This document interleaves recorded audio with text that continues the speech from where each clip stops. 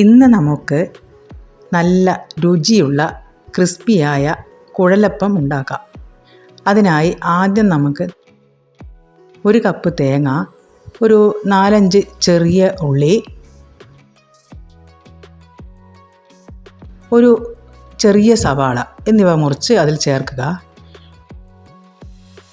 പിന്നെ ഒരു 1/2 ടീസ്പൂൺ നല്ല ജീരകം, 1/2 ടീസ്പൂൺ ഇഞ്ചി വെളുത്തുള്ളി ചതച്ചത്, 1/2 കപ്പ് വെള്ളം എന്നിവ ചേർത്ത് നമുക്ക് നന്നായി അരച്ചെടുക്കാം.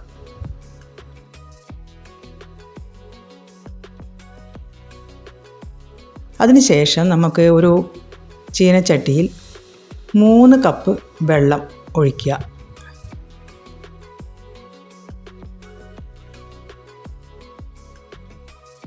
ഒരു ടീസ്പൂൺ ഉപ്പ് ചേർത്ത് ഇളക്കുക.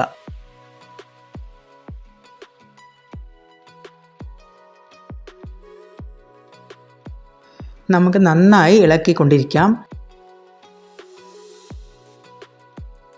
അതിനുശേഷം 1 ടീസ്പൂൺ വെളിച്ചെണ്ണ അതിലേക്ക് ചേർക്കാം.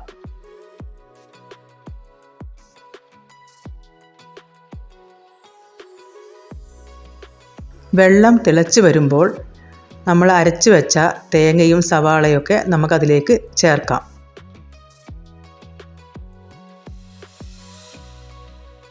ഇപ്പോൾ വെള്ളം നന്നായി തിളച്ച് വന്നിട്ടുണ്ട്. നമ്മൾ അരപ്പൊക്കെ അതിൽ ചേർത്ത് കഴിഞ്ഞു. ഇനി നമുക്ക് സാവധാനം നമ്മുടെ അരിപ്പൊടി അതിലേക്ക് ചേർക്കാം. ഇന്ന് നമ്മൾ 2 കപ്പ് വറുത്ത പത്തിരിപ്പൊടിയാണ് എടുത്തിരിക്കുന്നത്. ഈ സമയം നമുക്ക് ഫ്ലെയിം സിമ്മിലിടാം. മെല്ലെ മെല്ലെ പൊടി ചേർത്ത് ഇളക്കി കൊടുക്കാം. കട്ട കെട്ടാതെ നന്നായി നമുക്കതിനെ ഇളക്കണം. ഇതുപോലെ നന്നായി ഇളക്കി ഒരു പാകമാകുന്നത് വരെ നമുക്ക് ഇളക്കിക്കൊണ്ടിരിക്കാം. ഒരു 1/4 ടീസ്പൂൺ മഞ്ഞൾ നമുക്ക് ചേർക്കാം.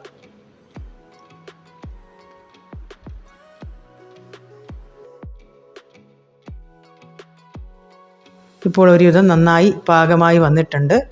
നമുക്ക് ഈ സമയത്ത് 1 ടീസ്പൂൺ എള്ള് അതിലേക്ക് ചേർക്കാം. ഇനിയും നമുക്കത് നന്നായി മിക്സ് ചെയ്യണം. അതിലെ കട്ടയെല്ലാം നന്നായി ഉടച്ച് നല്ല രീതിയിൽ മിക്സ് ചെയ്യുക. കുറച്ച് തണുത്തതിന് ശേഷം നമുക്ക് കൈകൊണ്ട് നന്നായി അത് കുഴച്ച് നല്ല സോഫ്റ്റാക്കി എടുക്കാം.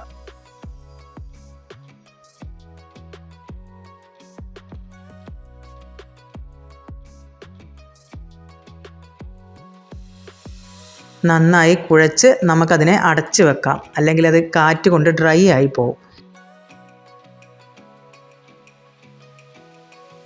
അതിനുശേഷം നമുക്കിതുപോലെ ഓരോ ബോളെടുത്ത്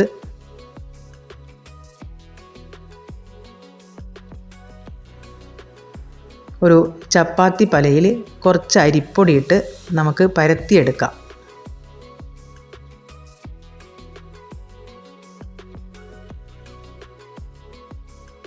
നന്നായി ഇതുപോലെ പരത്തിയതിന് ശേഷം ഗ്ലാസ് വെച്ചിട്ട് അതിനെ നമുക്ക് മുറിച്ചെടുക്കാം.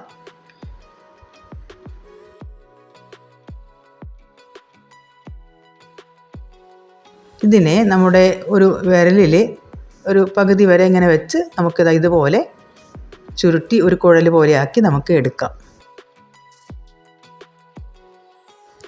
ഇപ്പോൾ ഒരു പ്ലേറ്റിൽ നമ്മൾ കുറേ ഇങ്ങനെ ആക്കി വെച്ചിട്ടുണ്ട്. ഇനി നമുക്ക് ഇതിനെ എണ്ണയിൽ വറുത്തെടുക്കാം. അതിനായി ഒരു പാനിൽ എണ്ണ വെച്ച് എണ്ണ നന്നായി ചൂടാവുമ്പോൾ നമുക്ക് ഓരോന്നായിട്ട് അതിലേക്കിടാം. ഒരു 3-4 എണ്ണം ഒന്നിച്ച് നമുക്കതിലേക്ക് ഇടാം. അതിൻ്റെ ഒരു വശം നന്നായി വെന്ത് വരുമ്പോൾ നമുക്കതിനെ മറച്ചിട്ട് കൊടുക്കാം. അങ്ങനെ തിരിച്ചും മറിച്ചും അതൊരു കളർ നന്നായി മാറി വരുന്നത് വരെ നമുക്ക് വറുക്കാം. അതിനുശേഷം നമുക്ക് ഇതുപോലെ കോരിയെടുത്ത് മാറ്റി വെക്കാം. ഇപ്പോൾ നമ്മുടെ നല്ല രുചിയുള്ള ക്രിസ്പി ആയിട്ടുള്ള നാടൻ കുഴലപ്പം റെഡി ആയിട്ടുണ്ട്.